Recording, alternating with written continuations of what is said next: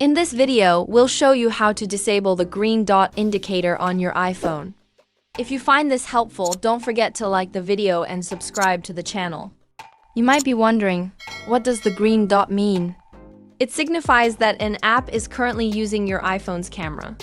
This is a privacy feature designed to let you know when your camera is active. To check which app is using the camera, swipe down from the top right corner of your iPhone to open the control center. There you'll see the green dot, and if an app like Snapchat is using your camera, it will be listed.